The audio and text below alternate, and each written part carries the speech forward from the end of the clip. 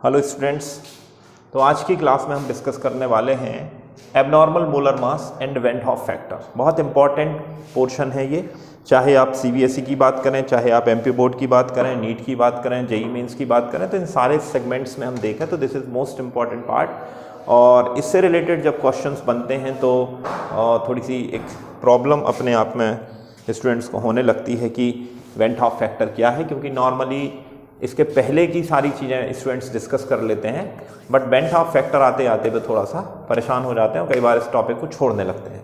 तो आइए, हम बहुत ही आसान टॉपिक है, कोई इसमें ज़्यादा दिक्कत नहीं है। तो आइए शुरू करते हैं।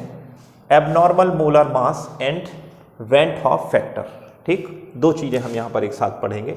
उसको पढ़ने से पहले हमको कॉलिगेटिव प्रॉपर्टीज से रिलेटेड कुछ चीज़ों को रिवाइज करना पड़ेगा कि जैसे आप लोगों ने पढ़ा है कि चार तरीके की कॉलिगेटिव प्रॉपर्टीज़ होती हैं और चारों के अपने अपने अलग अलग फॉर्मूले होते हैं। जैसे मैं कहूँ relative lowering of vapour pressure, पहली कॉलिगेटिव प्रॉपर्टी क्या थी? Relative lowering of vapour pressure, और इसका फॉर्मूला जो होता है वो हम पढ़ते हैं P naught A minus P S divided by P naught A is equal to, अब आप लोगों ने इसका फॉर्मूला पढ़ा होगा एक्स बी, और एक्स बी के बाद इससे एसोसिएटेड फॉर्मूला आपने पढ़ा होगा W B upon molar mass B into molar mass A divided by W A.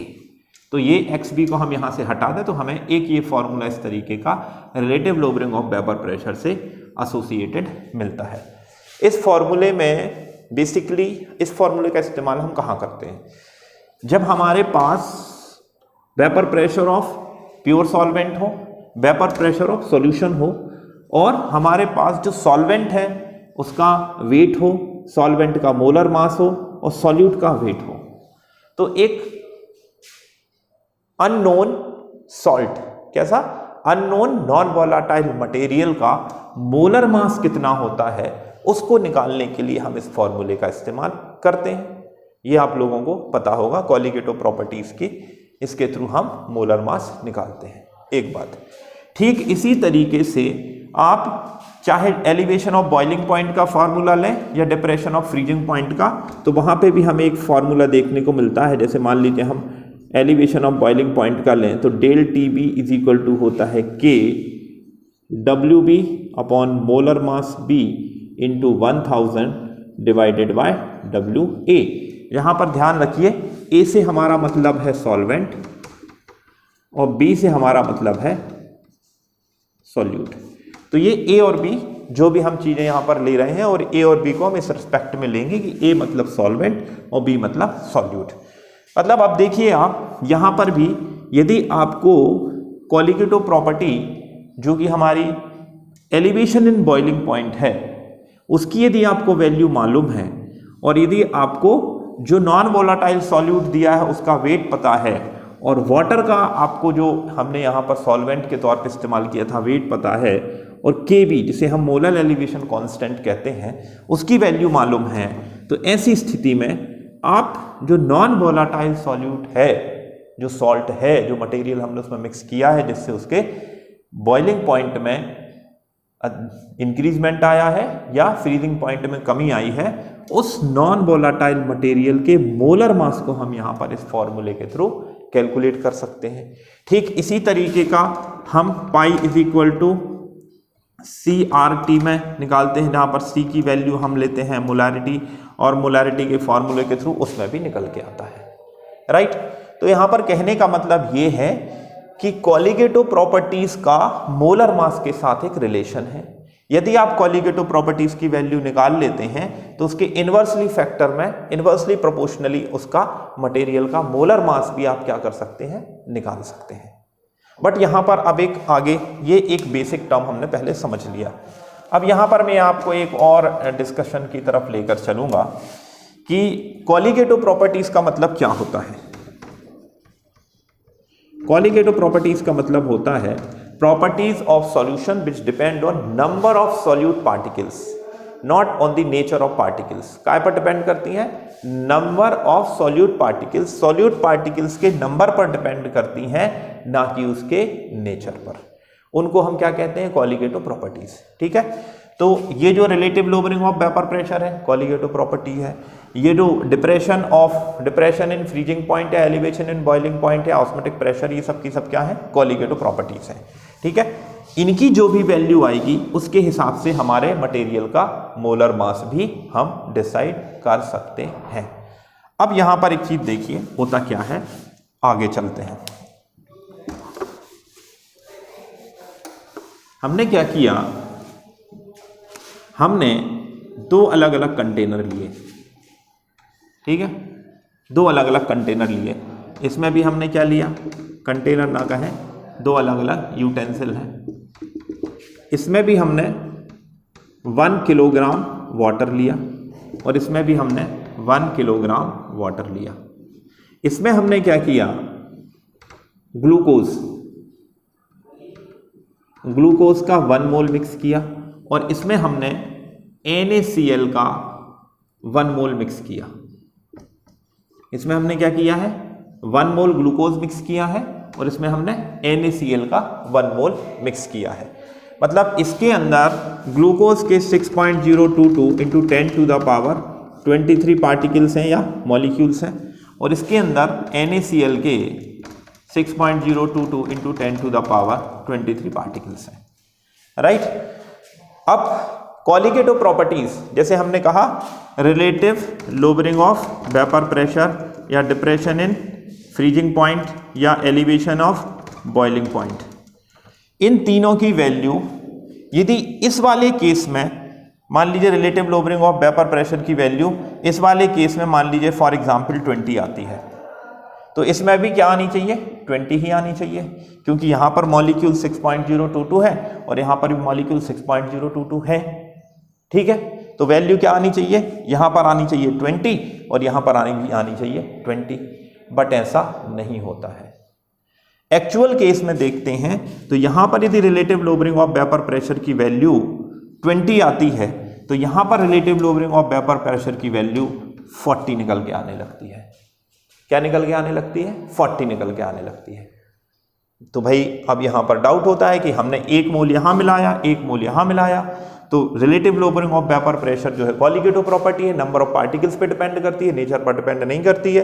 तो वैल्यू 20 होनी चाहिए, बट यहाँ 20 आई और यहाँ पर कितनी आ गई है, वैल्यू 40 आ गई है। ठीक, वैल्यू 40 क्यों आई, जब हम इसके उस पर जाते हैं तो हम देखते हैं कि हमारे पास दो तरीके की वैल्यू है। एक वैल्यू है थ्योरेटिकल या कैलकुलेटेड वैल्यू जो कि आनी चाहिए 20, और एक वैल्यू है ऑब्जर्व वैल्यू जो कि आई है 40। तो 40 वैल्यू ऑब्जर्व्ड है, एक्सपेरिमेंट के थ्रू आई है। वैल्यू आनी चाहिए थी 20 बट आई है 40। क्यों? इसका कारण ये है कि जब हमने यहां पर NaCl को पानी में मिक्स किया तो NaCl ने Na+ और Cl- एक मॉलिक्यूल NaCl का जो एक यूनिट था जिसे हम फॉर्मूला यूनिट कहते हैं, फॉर्मूला यूनिट ने 1 मोल क्या बना दिया, 1 मोल बना दिया Na और 1 मोल बना दिया Cl। तो टोटल मटेरियल कितना हो गया हमारे पास, 2 मोल। तो हमारे पास जो पार्टिकल्स थे वो कितने हो गए, 2 × 6.022 × 10 टू द पावर 23। मॉलिक्यूल्स हमारे यहाँ पर जो पार्टिकल्स थे यहाँ पर इतने थे, बट इस केस में हमारे पास पार्टिकल्स क्या हो गए हैं, डबल हो गए हैं। तो पार्टिकल्स डबल हो जाने के कारण कोलिगेटिव प्रॉपर्टीज की वैल्यू भी क्या आने लगी है, डबल आने लगी है। Is that clear? अच्छा, अब ये तो भाई ठीक है। अब मान लीजिए मैं इनको अभी हटा दूं। Relative lowering of vapour pressure के फॉर्मूले से हमने देखा था, relative lowering of vapour pressure में हमने देखा था इनवर्सली, और मोलर मास जो आ रहा था वो कहाँ लिखा आ रहा था फॉर्मूले में, मोलर मास ऑफ बी यहाँ। मतलब relative lowering of vapour pressure की वैल्यू यदि अपनी एक्चुअल वैल्यू से ज्यादा आएगी तो ये वैल्यू आपको क्या मिलने लगेगी, कम मिलने लगेगी। इसका मतलब है कि यदि यहां पर वैल्यू 20 आ रही है, एक्चुअल वैल्यू 20 और 20 आ रही है, तो मोलर मास हमारा एक्चुअल निकलेगा। लेकिन यहां पर वैल्यू 20 की बजाय 40 आ गई, वैल्यू कितनी आ गई, 40। तो जो इनवर्सली प्रोपोर्शनल मोलर मास है, वैल्यू बढ़ गई तो मोलर मास क्या हो जाएगा, एक्चुअल मोलर मास से कम आने लगेगा। एक्चुअल मोलर मास से कम आने लगेगा। क्यों? वैल्यू आनी थी कितनी 20, तो मोलर मास सही निकल गया था, लेकिन वैल्यू क्या हो गई, बढ़ गई, और इसके इन्वर्सली प्रोपोर्शनल मोलर मास है, तो मोलर मास की वैल्यू क्या हो जाएगी, घट जाएगी। अच्छा, ये तो मैथमेटिकल हो गया, बट उसका रीजन क्या है, उसका रीजन भी समझ लीजिए। देखिए यहां पर अभी आपका मॉलिक्यूल हम मान के चल रहे थे NaCl एक मॉलिक्यूल है, तो मोलर मास कितना निकल के आता 58.5, लेकिन अब आपके 58.5 मॉलिक्यूल जो मॉलिक्यूल था 58.5 AMU का, वो ब्रेक हो गया है दो हिस्सों में, तो अब हमारा 58.5 का मॉलिक्यूल डिवाइडेड बाय 2, तो हमें जो मोलर मास निकल के आएगा वो इससे जस्ट हाफ निकल के आएगा, और उसकी वैल्यू तकरीबन कितनी होगी 29 AMU के या U के आसपास होगी। तो हमें यहाँ पर मोलर मास, मान लीजिए NaCl के केस में हम यहाँ पर लेते, तो हमारा एक्चुअल मोलर मास हमें जो कैलकुलेटेड मिलना चाहिए था वो मिलना चाहिए था 58.5 कैलकुलेटेड, बट हमें मिल कितना रहा है 28.25 ऑब्जर्व्ड। तो मोलर मास में आने वाले इस चेंज को ही हम कहते हैं एबनॉर्मल मोलर मास। क्या कहते हैं? Abnormal molar mass. और ये मोलर मास में ये चेंज क्यों आया है? क्योंकि कॉलिगेटिव प्रॉपर्टीज की जो वैल्यू आनी थी वो नहीं आई है। अब क्यों नहीं आई है कॉलिगेटिव प्रॉपर्टी की ये वैल्यू? ये इसलिए नहीं आई है क्योंकि यहां पर जब हमने NaCl को मिक्स किया तो एक NaCl ने दो पार्टिकल्स बना दिए, तो नंबर ऑफ पार्टिकल्स बढ़ गए, इसलिए मोलर मास की वैल्यू कम आ गई। यदि नंबर ऑफ पार्टिकल्स एसोसिएट होके, जैसे यहां बढ़ रहे हैं, हम एक मोल मिलाएं और वो एसोसिएट होके आधा मोल बचेंगे, तो हमारा मॉलिक्यूल क्या हो जाएगा? बड़ा हो जाएगा। और ऐसी कंडीशन में हमारा मोलर मास या जो मॉलिक्यूलर मास है उसकी वैल्यू हमें क्या मिलने लगेगी? उसकी वैल्यू हमें अधिक मिलने लगेगी। और नंबर ऑफ कॉलिगेटिव प्रॉपर्टीज की वैल्यू क्या हो जाएगी? कॉलिगेटिव प्रॉपर्टीज की वैल्यू कम हो जाएगी। तो इसको हम कहते हैं एबनॉर्मल मोलर मास।